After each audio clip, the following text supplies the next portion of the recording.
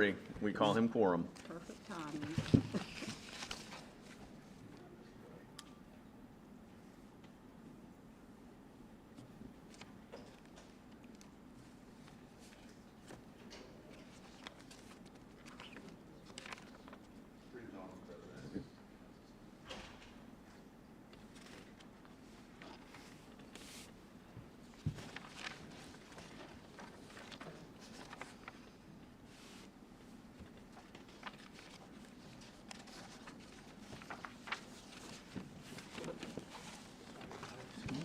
Just got one myself.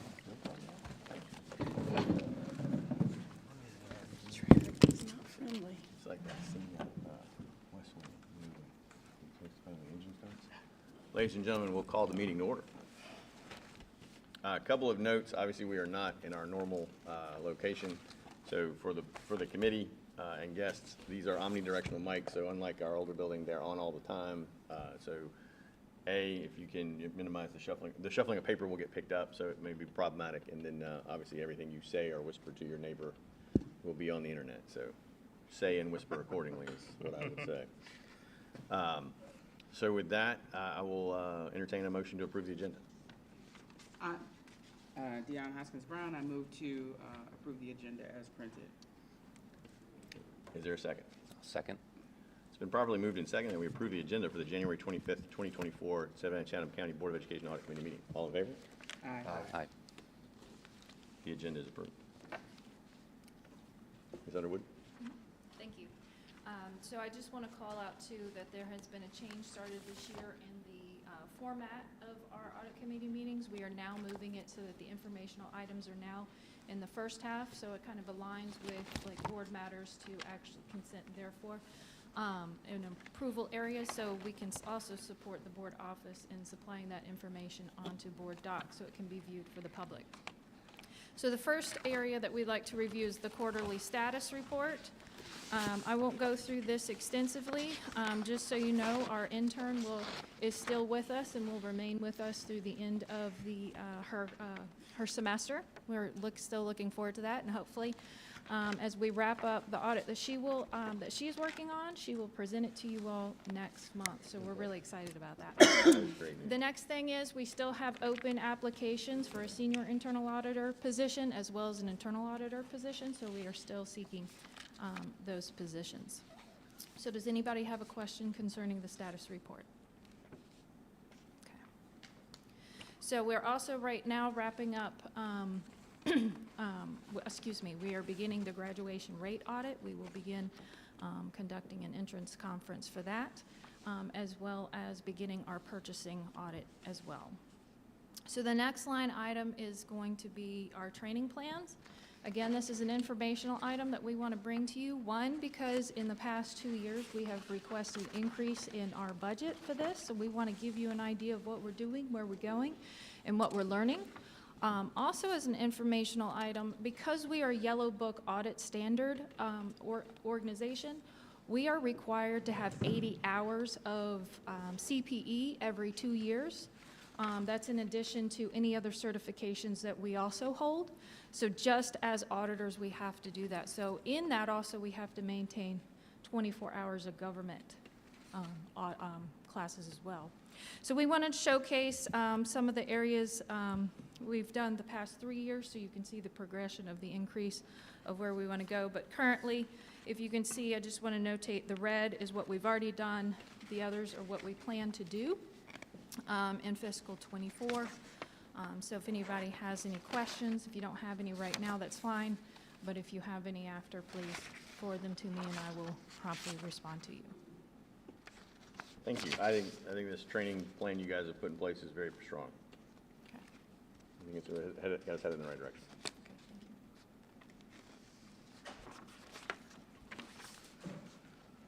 you. All right. Has everyone had an opportunity to review the minutes from our November 30th meeting? And are there any suggested deletions, additions, or modifications? Seeing none, I'll entertain a motion to approve the minutes. So moved. Is there a second? Second. I wasn't at the meeting, so I'll abstain. I watched it online, so I'll second it. I'll second. Chair will second. Okay. It's been properly moved and seconded that we approve the minutes from the November 30th, 2023 meeting. All in favor? Aye. Aye. The motion passed. The minutes are approved. This time, we'll do our audit reports, and we'll start with the outside auditor. Wait, which second? Did you- I seconded it, just because I think you and I were the only ones there. No, I wasn't there. Oh. But Michael had seconded. I don't know that, Michael, I'm sorry, I apologize. You replaced Connie Hall, my mistake. Yes. Yes, I'm sorry. Michael Hall seconded it. My mistake. Sir, okay. Yeah, good catch. Thank you. Thank you. Now, we will introduce the team from Alden Jenkins. Good morning. Thank you for the opportunity to come and speak with you all today. My name is Hope Pendergrass, and I'm with Malden and Jenkins CPAs. We are your external auditors. I appreciate the opportunity to come and view one of your facilities today. This is beautiful. I know y'all are proud of it. I understand you all have in your packet a copy of your annual comprehensive financial report, your ACFR. You also have a copy of your single audit report, and then just today, I brought along the auditor's discussion and analysis. So who's worried that I'm going to go through every page of this? Everyone. I think last year we talked about that there was somebody on the committee that's an accountant. Do we still have that person? Okay, so I'll be the only one geeking out today on this kind of stuff. Well, I probably won't even open it too much. I'm just going to talk kind of high level. Miss Leah has put me on a time constraint, so I want to make sure that I'm considerate of that because I know y'all are trying to get out of here. So your annual comprehensive financial report is an award-winning document, just in case anybody didn't know that. The Government Finance Officers Association and the Association of School Business Officials both have a rigorous program where they evaluate your report for compliance with reporting standards, and you all have submitted it for those awards for quite a number of years, and you receive that certificate every year, and that is included in here. So I just always like to point that out so that the public understands that not only are you doing what you're supposed to do from an audit perspective, you're going above and beyond and submitting this document for awards, and you're achieving those every year. And this is something that only about 15 school districts in the state do.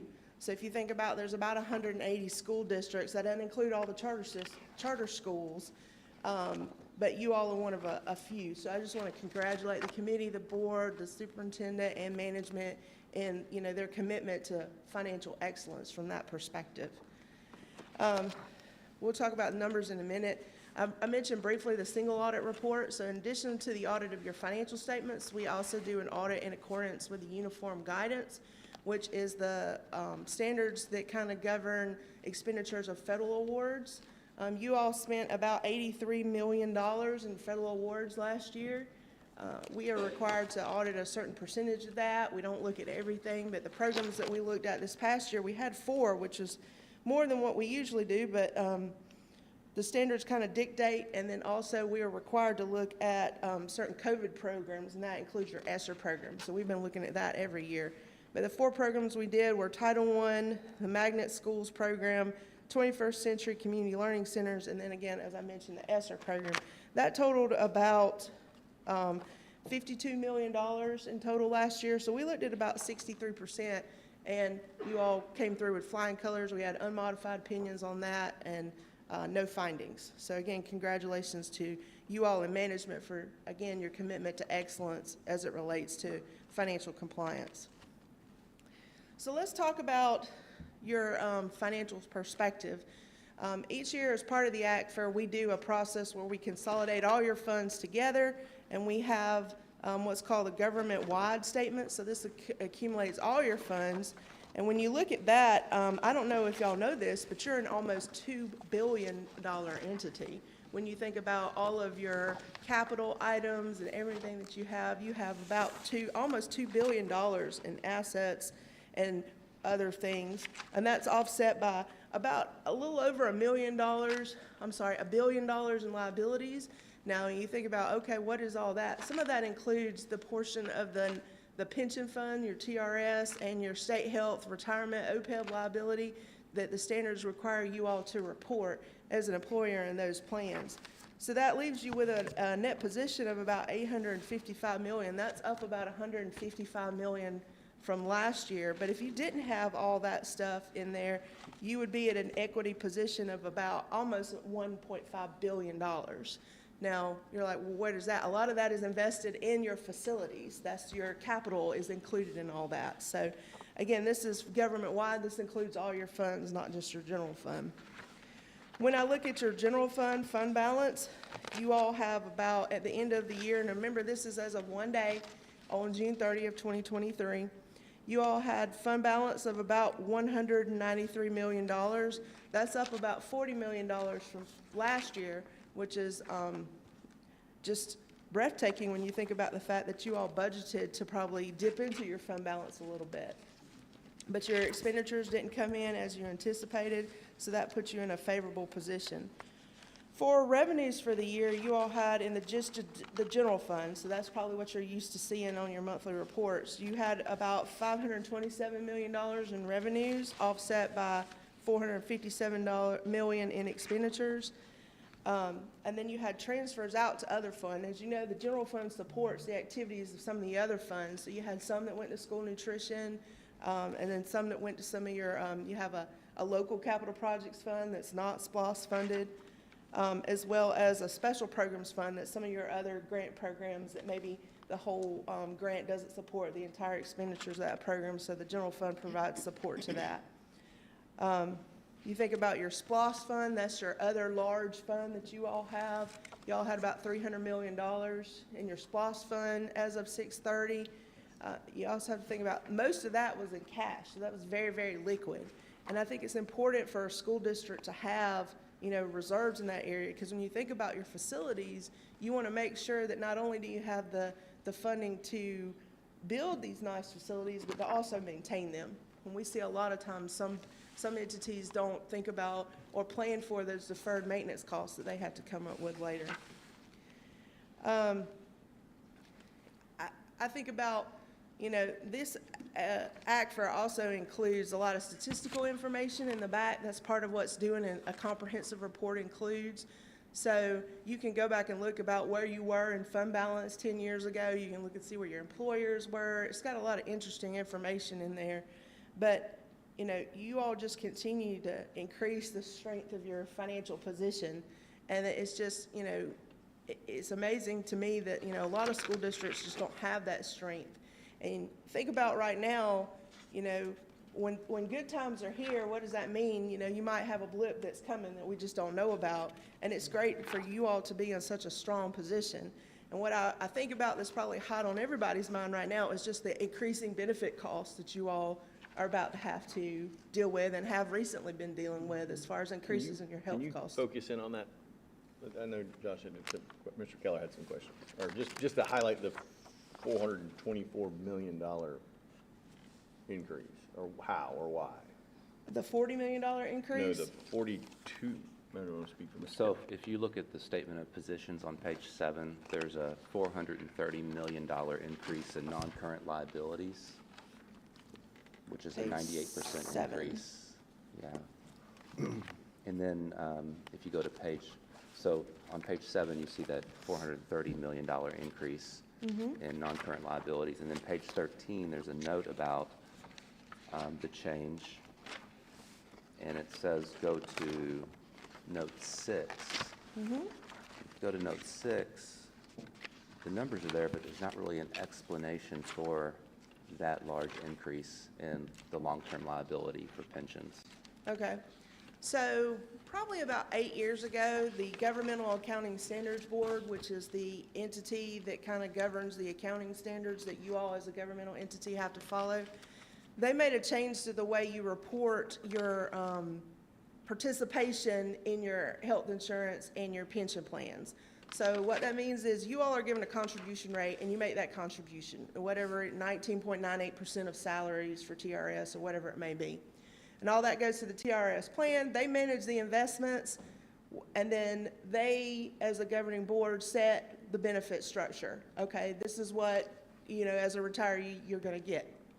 And an actuary goes in and says, okay, based on the members you have in your plan, we anticipate that this is what's gonna be the extended liability if you give everybody all the benefits that you've promised them, and they work an average number of time, they look at mortality tables, they look at all these other kind of stuff, and they spit out this liability. That liability is then taken against the investments, and there's a shortfall. And that shortfall is what's called a net pension liability. It doesn't mean that the plan doesn't have money. It just means that if everybody gets all the benefits at the exact same time, there's gonna be a shortage, which not everybody's gonna do. Not everybody's gonna live as long as they think. Not everybody is gonna work as long as they might think. So what the GASB did is said, you, as an employer, should record that liability. And so that, it represents your piece of the long-term liability for your pension plans and your retiree plans. That's what the net OPEB is.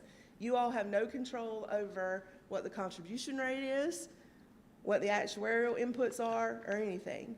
And so whenever there's a swing in the market, or they change the assumptions that go into the formula for the liability, you can have a significant increase in the liability, like what's reflected here, which could just be a function of the markets at the time, and that you all, as a participating employer, have to record this.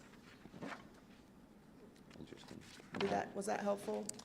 It was, and there's some actuarial data in here that kind of explains some of that, and discount rates and all this, but I guess what I was trying to get back to is what caused such a dramatic increase year over year in that calculation, and I couldn't ascertain that. I'd probably have to go back and compare the actuarial information, but let's look at, there's, like you said, there's some information in the back. If you go to page, I think it's a typo, because I think you want us to go to note 9 on page 60. well, I actually was gonna show, pages 82. Yeah, I was gonna say page 82. Oh, okay, great. That's performance. So this is a 10-year history, or I'm sorry, there's only 9 years here. That's all we have, because you implemented this standard in 2015. But this kind of shows the change in that liability. And it also, that very bottom line shows you the planned fiduciary net position as a percentage of the liability. So that kind of shows you, like, the plan was bumping along 80%, give or take, funded, and then last year, the actuarial assets, the market must have been doing well at that point, so the gap was smaller. Okay. And then now we're back down to where we were. Okay. So it looks like that was a function of the fact that the investments weren't performing as well as of that date. Okay. Okay, that does make sense. Yes, ma'am. Thank you. Just building on this question, that's very helpful, because I was thinking it might have been affected by some decisions that we made, and it sounds like that's wrong. So I'm going to mention those 3 things, and you can say, yeah, that contributes. Oh, no, Dion, they're wrong. That has nothing to do with it. Yeah, if you look on So- page 54, this kind of breaks down all of your long-term liabilities, and you'll see the largest 2 on there are the pension and the OPEB. We did implement a new standard this year related to what's called subscription-based information technology arrangements, or SABITAs. Those are essentially your licensing fees. And previously, y'all just kind of paid those as you went. If you adopted a textbook and it had a 5-year agreement for you to provide an online resource, you just paid for it, and then you got the benefit over those 5 years. Well, we did have a change in the accounting standards this year that says if you obligate yourself to have a 5-year license that you're paying along, you have to record that as a liability, because you all have obligated yourself. So think about all the instructional technology that you all have. Especially that we needed in the last couple of years. But, so my question was about the pensions. It has nothing to do with a larger retirement class. It has nothing to do with individuals who were eligible for TRS that have been added in recent years, or matching any of the increase in salaries. So all those are factors that go into what the actuary considers when he or she sets the contribution rate. Okay. And also when they calculate the long-term liability. But that's done on the global plan levels. And then you all are allocated a portion of the liability based on your participation in the plan. So they say, okay, what are the largest school districts? And they get everybody gets a percentage based on their contributions. Okay. So the larger districts, because they contribute the most, get the largest part of the liability. So the actuarial standard changed and was influenced by those things that I mentioned, in addition to other things. Yeah, the Got it. standards changed back in like 2015, 2016, but the market, the liability will fluctuate with the market, Okay. all kinds of extraneous factors. There's lots of notes, like he indicated is in the financial statements, as well as all that required supplementary information. It goes through in detail all the trend history, so you can kind of see that. Thank you. Yes, ma'am. So we're talking about how strong y'all are financially. So this is going to kind of seem like a little bit oxymoronic. One of the recommendations that we had has to do with the fact that the state says you can only have 15% of your subsequent year's fund balance, budget in fund balance as of year end. And so if you think about, okay, what's our budget? What would that number have been? You all have way more than that in fund balance, as a lot of school districts do right now. When you think about all the federal funding that's been pumped into the districts, and y'all have long-term plans and visions for that money. And then, like I said, you also need to think about, it's great to be in that position, so when you have things that happen, you know, if you have a downturn in the economy, or you have increasing healthcare costs, like has been included recently, and I understand is going up again, it puts y'all in a position of strength as far as being able to absorb those and keep everything else kind of flatlined.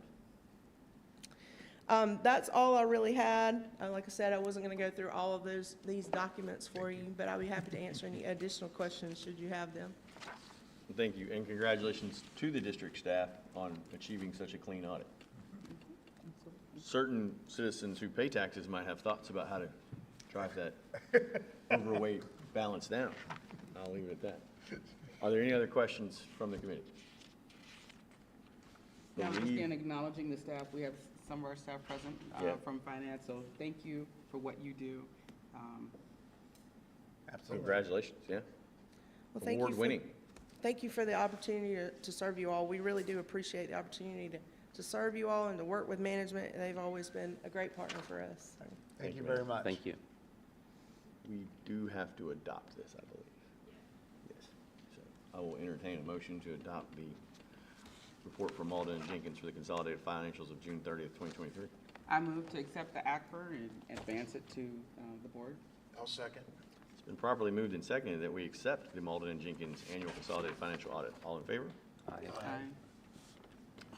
The report is adopted. I would pause very quickly just to introduce Mario. Mr. Hilliard, welcome aboard. Thank you. We're glad you're here. Thank So, just acknowledging you're here. It's good to have you. Happy to be here. Now you got work to do, so go to work. All right, next low number.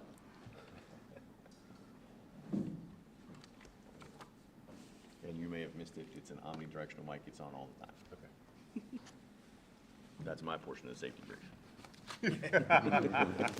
Welcome and thank you for serving. Good morning. Good morning. We have completed our audit of the student support services in the district, focusing on MTSS RTI, early intervention, remedial education, and gifted programs. Real quick snapshot of each of those programs if you're not familiar. MTSS RTI is multi-tiered system of supports and response to intervention. Terms are kind of used interchangeably. That's a tiered system of interventions for students who are struggling with grade level instruction. That's kind of tier 1, and then there's tier 2 and tier 3. There are different levels of support. This program includes frequent progress monitoring, data-based decision-making to try to catch those students up to where they need to be. Early intervention, EIP, that's a program for students in kindergarten through 5th grade who are behind grade level in reading or math. Remedial education, the REP program, that's a similar program for middle and high school students who are behind grade level in reading, writing, and or math. And then the gifted program is, increased rigor and depth for advanced learners. Our audit had 4 objectives. We were looking to review district policies and procedures for identifying and assessing students for gifted education, early intervention, remedial education, and MTSS to determine district compliance with local policies, as well as state and federal guidelines.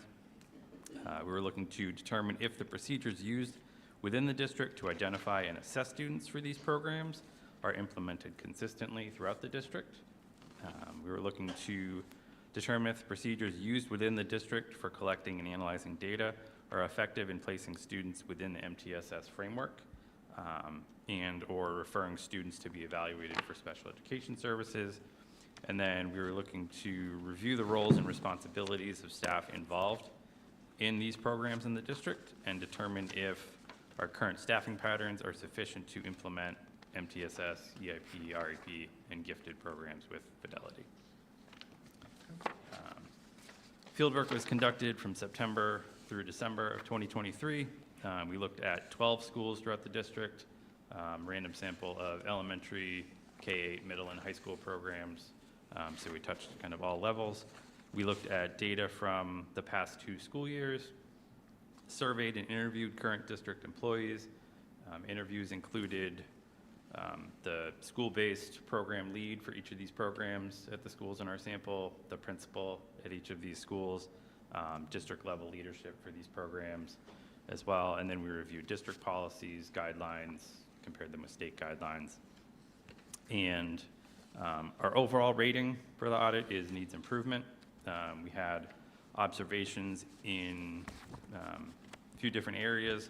One was availability of staff resources for these programs, placement of students within the MTSS framework, inconsistency across schools, and some discrepancies between state and district guidelines. These observations lead to some potential risks. So we could be preventing or delaying students from being referred for special education services if they're kind of stuck in one of these programs. We could be unnecessarily referring students, kind of on the flip side of that, referring them when they don't necessarily need that. Students could be prevented from receiving the most appropriate services for their needs because they're inappropriately identified for one of these programs. Lack of fidelity could lead to a decreased impact or effectiveness of the services and interventions, and then some of the issues with staff resources could lead to staff burnout, frequent turnover, just kind of a continuing problem. Our recommendations, going through, I'm not going to read each observation word for word, but for the first observation related to staff resources, we recommend developing a district-wide procedure for distributing roles and responsibilities within each school to limit the additional responsibilities that are being taken on by individual staff. We recommend updating the pool of MTSS intervention tools that are available to staff, providing training for those interventions, and then full access to them.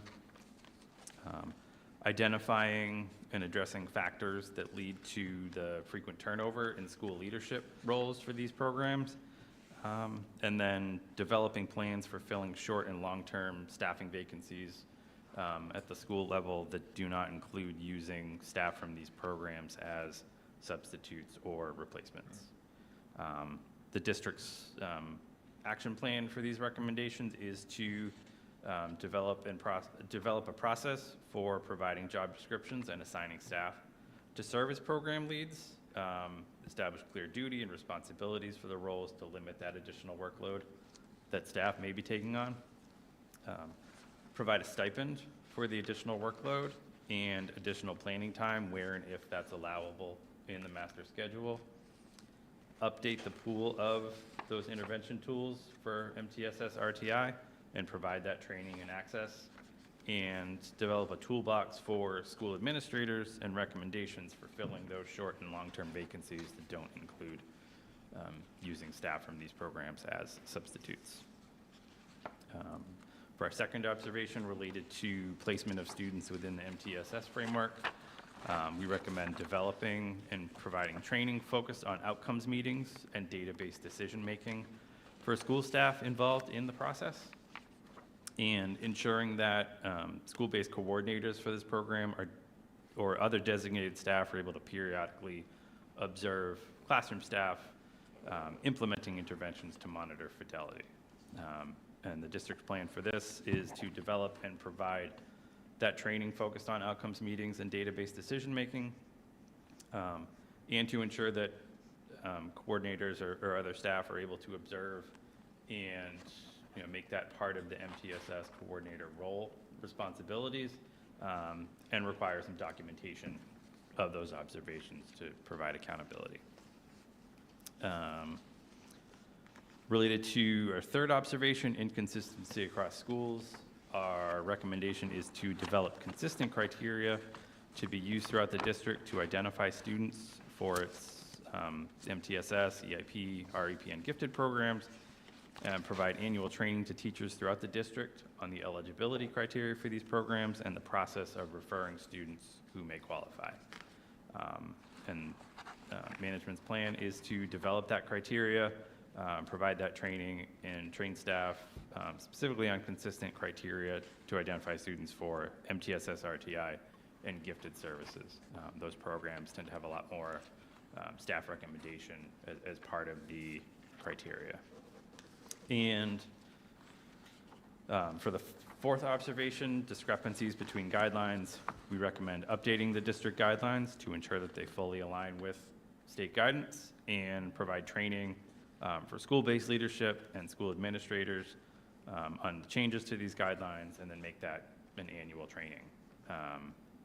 And the district's plan is to implement those recommendations. So update that training, or update those guidelines, and provide that training. Question? Any questions? I just had one. For observation 3, were there some schools that could be, was there like a best practice that you saw that we could show to our, is there a way to distribute where it was working that we could pass those lessons on laterally to our other schools? Related to inconsistency across schools? Yes, sir. I'd say the gifted program of the 4 programs has a very kind of fine-tuned procedure. And there's a lot more collaboration, it seems, in that program of staff between schools. So the gifted process involves, staff from elementary schools will collaborate and in identifying gifted students and reviewing the testing. So I think they probably get a lot more input of staff from other schools, and so it leads to more consistency, whereas the other programs are seem very individually based at each school, so there isn't that collaboration. Okay. Thank you. Yes, ma'am. You have a question? Thank you, and thank you for your presentation, Yeah. and for the thoroughness of the report. I found it really intriguing. I have a couple of things to say. Only one of them is really a question. Okay. So the first, just in order that I wrote them, yesterday we had our, good Lord, my day is going away. What meeting? Finance. Thank you. We had a finance committee yesterday. More coffee is needed. We had a finance committee meeting yesterday, and our superintendent talked about the ideal state of the district. If we had everything that we needed for everyone to reach their maximum potential. So my question for her, not now, is what is the ideal state cost for the recommendations that we've received in this audit? What I'm hearing in the recommendations is more positions, which then contributes to higher salary in our general budget. That's always what we get whacked over the head about when people look at our budget, is that it's so salary dense. And so there's a need and an opportunity to reconcile that. But that's what I'm hearing. The recommendations are really going to translate to increases in salary. And I'm not opposed to that. I just think we need to strategize for it based on how we talked on yesterday. Your observations, the inconsistency and the heterogeneity of staff across sites is really an indication of inequity. We've talked about, as a board, looking at equity as a cross-cutting theme. So to me, that's inequity. And I saw it 38 years ago in school. Why am I gifted and you're not? Why is that kid, so we see that, and it's unfortunate that we still see it. And your report says that the impacts, I agree, have negative implications for students, but they also are gonna have negative implications as they roll up grade levels. Because if you were a kid that could have been identified early, then there's opportunities that you're not gonna get. If you're a kid that was identified and is not getting the support constructs that you need, your performance is gonna be, as you said, much lower, longer, because you're not getting the interventions that you need. And so all of those are equity issues. So here are my two questions. One, why do you think there was such inconsistency? Was there anything glaring about the inconsistency of the staff at some schools and others? And then the second question is, if we understand that the procedures are inconsistent, then we know that the application of the procedures are going to be inconsistent as well. And your data say that this is workload driven. Everybody is highly leveraged, and sometimes leveraged work is not efficient work. I leverage a couple of things, and I don't do all those tasks well in my job. So is it just workload, or is there also a place there for bias? And what is the state of our implicit bias training for our staff? So that's the question. Why is there such heterogeneity? Do you think there's a place to talk about implicit bias in what staff are doing? As far as the heterogeneity, are you referring more to the discrepancies in the number of like gifted staff? Yeah. So the gifted staff, that's really, it's incumbent on the staff to pursue that endorsement. And there's no tangible incentive for them to do so. You're asking staff to take on extra work on top of all the things they already have on their plate, and there's no stipend, there's no bump in salary. The district does offer, the requirements for that endorsement. The district provides those. There's no cost, but it is the time and the workload that you're asking staff to already take on top of. So I think that's some of it. It's also, it seems that the gifted coordinators at the schools are kind of the ones out recruiting people to do that. So I think that's a big part of that, just that inequity. And then staff who might get that endorsement, then they might be more attractive to switch schools within the district or move somewhere else if they're not happy where they are. Prepared, and they're highly marketable. Right. And they're doing work that if they were the cheerleading coach, they'd get a stipend. Right. But they're the gifted person and they're not. Okay, I understand that recommendation. As far as bias versus workload, the impression I got in talking with the staff is it's more the workload and just having so many balls up in the air and things are gonna fall through the cracks, or staff are just pulled in a lot of different directions. I didn't get an impression of bias from the staff that I was talking with, really. Okay, thank you. I do still think that is worth digging into in It terms of definitely bias, is, because our yes. demographics and participation across these different programs are very stark. And I think we talked about that.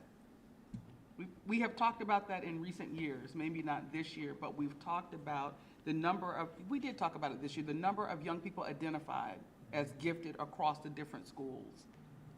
And why there were some schools with very few young people identified and others that had higher populations.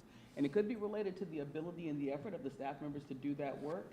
But although it's not part of this report, it's worth looking at. Thank you very much. It could also be attributed to the criteria to be labeled gifted. I don't know that off the top of my head. I don't know if you could speak to it, but what criteria must a student meet in order to be determined gifted?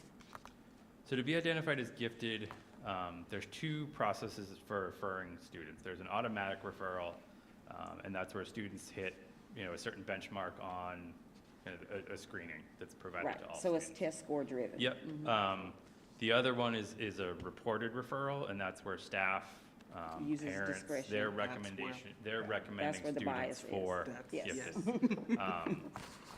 And it, in talking with the staff, that was one of the things I put in the report is the way that that information is shared with staff and how staff are told what to look for. You know, so it's not just mental ability, that would be what gets triggered on that screening. Right. But it's also, so for the reported referrals, or to qualify, there's 4 criteria, and you have to check 3 of the boxes. And it's mental ability, it's achievement, motivation, and creativity. And somebody who's not necessarily hitting that, you know, high score on the screening test, the iReady or a mirror or whatever it is, they might have that motivation and achievement and But those are creativity subjective, boxes. right? Those Those are are very extremely subjective. subjective, like how you define motivation and how I define motivation. Right, so I think how to look for those things and how that's, Yes. you know, described to staff. I think that was something that was listed here and kind of, So, and I spoke with Leah about this the other day. Could you describe more of the situation where you have teachers that are taking on all of these, in addition to having to go in and cover a class, or in addition to all of the other things, and we don't have teachers who are dedicated solely to this? yeah, I think these are roles that somebody needs to fill in the building. And there's a lot of turnover in them, especially Gifted had a little more stability, but the other programs, you know, I think it was almost half of the leadership for these programs at the school level was somebody brand new to the role. And when somebody needs to fill them, I think, you know, the principal, it's their job to assign the person. And I think it's, you know, in a crunch, you're going to go to somebody that you know is reliable, that you know can take on that extra workload, but you've already assigned them to be the testing coordinator. Exactly, 504 exactly. coordinator. Yeah. Or they're handling RTI, and so you're going to give them EIP too. Or it's, you know, some of them were administrators handling the role. And there's just a lot of different things that need to be handled at the school level, and having a small sample of people being the ones responsible for that. Just, you know, some of the staff who had, you know, multiple roles seem very overwhelmed. There is crossover. I mentioned yesterday the teacher burnout. Professional Senate has given me a list of recommendations. This issue around RTI is the second highest issue that has been raised by Professional Senate. I will share that in speaking with teachers in Professional Senate, there are schools that do it in such a way that it doesn't seem to be as robust in terms of strain it puts on staff. So I do think, to your point, there are opportunities to learn from some places. But there are other places where it is just completely overwhelming. It was the #2 issue, and teachers talked about it extensively last week in Professional Senate. So let me ask, kind of, I think dancing all around that, right? I mean, on the summary and recommendations, it talks about 49% of those indicated the administration did not provide the resources necessary for their program, right? So, I mean, what all did that entail from the resources, right? Because I'm assuming that's what leads to the turnover of, hey, you know, I'm doing too many jobs and I don't have what I need to succeed at doing any of those jobs. Right. So that was from the survey that we sent to Yep. all staff within the district, that 49%.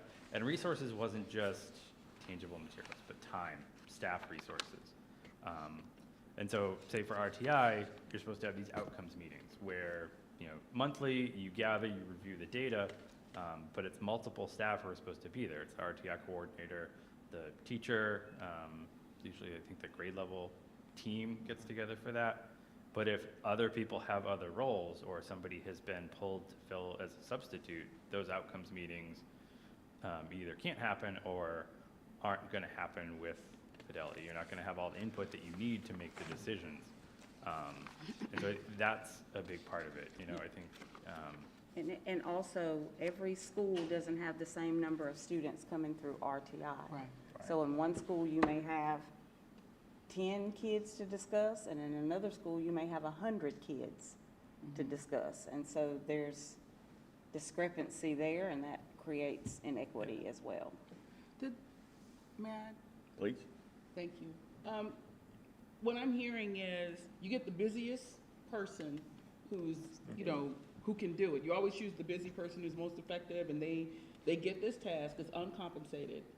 They don't get necessarily good instruction always on how to do what they need to do, but this is a critical intervention for the young person that they're working with, whichever program they're in.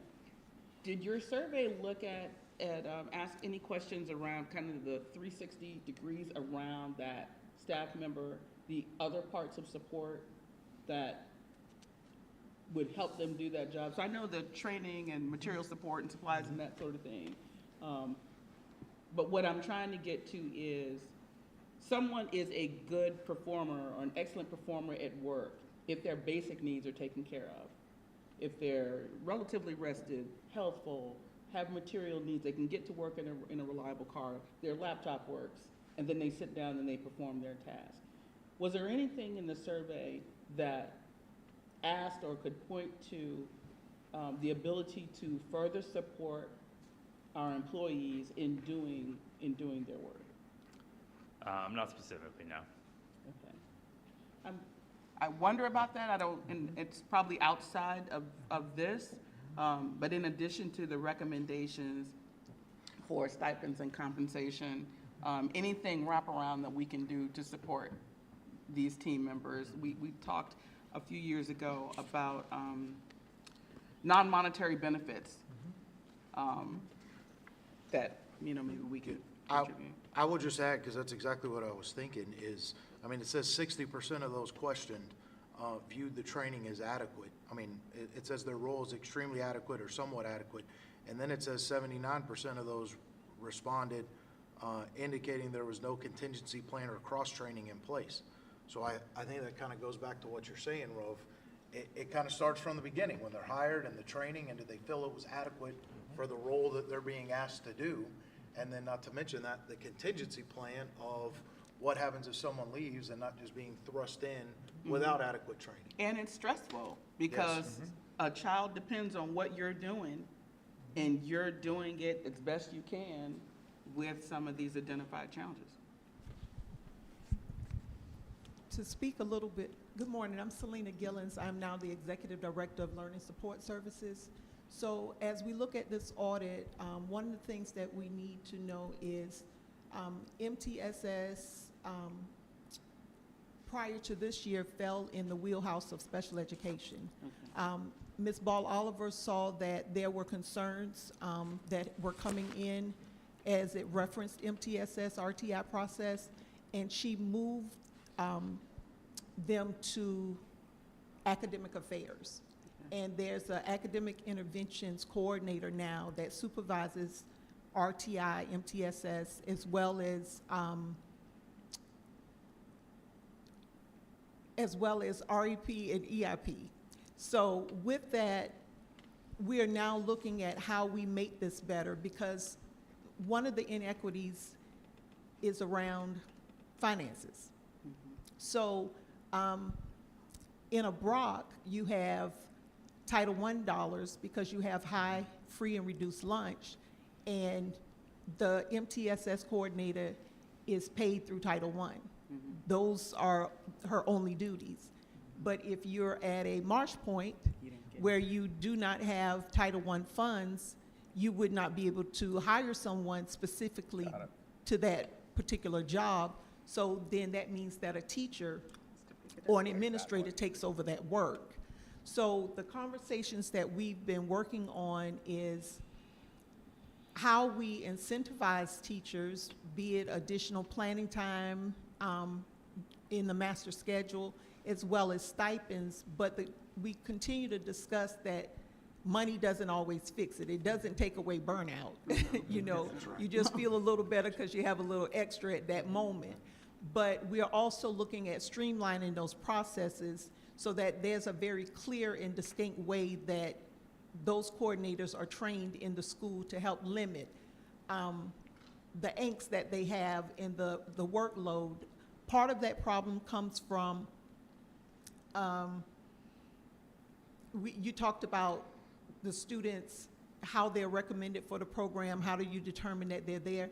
There are All over the place. very huge discrepancies in how each school does it. So what we're working to do now is to create a streamlined process so everyone is following the same exact rules for entrance and exit from the MTS RTI process. In addition to that, that process leads to students being identified special ed. So we have to be very careful not to have an overflow of students being identified in special education because they're in lower poverty schools and not in other areas. So that is the work that has begun at this point. We've gone as far as also talking about professional development. Our program managers for special education were just trained last week on MTSS RTI. And you would ask yourself, why are they just being trained when that was their wheelhouse just last year? But they weren't involved in that work. So separating them out and making this about tier 1 instruction and clear criteria as to how we are going to have children enter and exit the MTS RTI process is a huge task, but we are up for the task right now. We have a team that we're building. We have the academic intervention coordinator as well as 3 positions for training for MTSS RTI. So EIP and REP will be more streamlined as well as we work on that piece because many of the children who sit in EIP or REP are those children in the RTI process. Thank you very much. Congratulations on your new role. Thank you. I know you will kill it, so thank you very much for that. And thank you for this report and these data so that we can move forward on these issues in an evidence-based way, which is how we like to move. Just one more comment. I think this is another area, we talk a lot about communications and how we communicate with our parents. It's very important that parents advocate for their kids, but a lot of parents need to know how to advocate for their kids. So I would like our communications department communicating with parents, how do you advocate for your kid?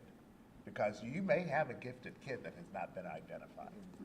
I mean, when I was coming up, when I entered high school, and there were reasons I was the first desegregated class, but I would not have been put in gifted had my mom not gone and said, my son needs to be gifted.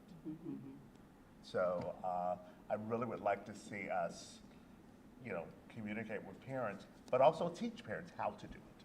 So, I think that's a great point, Roger. And any comment my comment as a parent to the communication staff would be, we have got to work on our density of acronyms. We have got to take this out of the education industry to parents. I'm trying to keep up with MTSS and RTI. We need a glossary, Yes. even in these reports. I'm an old Army guy, and you are out acronyming the Army guy. Yes. You're winning. Are there any other questions for the report? excellent. Thank you, yes. Thank you. Seeing none, I will entertain a motion to adopt it. Yeah, I'll move to adopt the report. It's been properly moved and seconded that we would accept the audit of student services report. All in favor? Aye. The report is adopted. Our last item is the East Bloss audit of Woodville Tompkins School Gym construction. Thank you. I will wrap this up really quick because overall, the controls were in place where it came to working with the vendor and as well as with the district. However, we did find some small areas of improvement. That is why the rating of this audit is low. So, excuse me. We can perform this audit just like we would do other East Bloss audits. So we looked at the construction contract, evaluated the compliance There were a sample of vendors, verified project expenditures, and change orders. So, like I said, pretty much all those were in compliance. There were just small little areas where we could approve on, and the first one is project expenditures. When it comes to purchasing expenditures in other areas of the building in which you're already conducting the construction in. Finance, we're all in compliance with that. However, finance does want to add another process to that just for their own internal accounting needs. And so the project expenditures for Woodville Tompkins High School gym construction renovation included, did not follow the district's process for the remaining funds. However, as we were going into that, we discovered that finance had not communicated that very well with the capital projects team. All right, so our recommendation is based on improving that communication, defining it well, therefore that information is provided. And the key process is that they want that information moved to unallocated after the actual construction is done. So what I'm referring to in this case is that we had, the school identified a need for additional furniture in the area of where they were, not necessarily in the area of where they were doing the construction. And so there was a request. That is allowed. There's no violation of that. That was allowed. However, accounting wants to account for it through munis, through a certain way, and that process was not conducted. So our recommendation to finance is to review those current practices and develop those written procedures and communicate them appropriately. And so they will work on building that procedure and communication out as well. All right, observation 2 was the monitoring of project closeout documents. The contractor did not obtain the CO as required by the contract. However, a temporary certificate of occupancy was issued for the city of Savannah, which permitted the occupancy. So I do want to put out forefront, we were in no violation of that. We just did not have the document on hand. And in this case, the contractor using the Savannah's E-Track process thought that the project, the status of the project was incorrectly showing in the Savannah's E-Track process, so he thought it was finalized, but the error allowed the project to remain in temporary completion status in document form, okay? So, in addition, the design professional incorrectly issued a certificate of final completion without the CO from the contractor. And where we were trying to identify the need of improvement is we need to make sure that our project manager makes sure that the functionalities of the contractor and design professional are doing what they need to do in order to have all these documents on file so we can close out our project documentation closeout. So management has already completed this recommendation. We recommended that they review the procedures and obtain a final project document and create a checklist, and that is attached as an appendix. Okay. And that completes the audit. Any questions? Well done. All right. Seeing any other, no questions? We need to approve this one. Yes, ma'am. That was where I was going. Okay. Seeing no questions, is there a motion to accept the report as submitted? So moved. Is there a second? I'll second.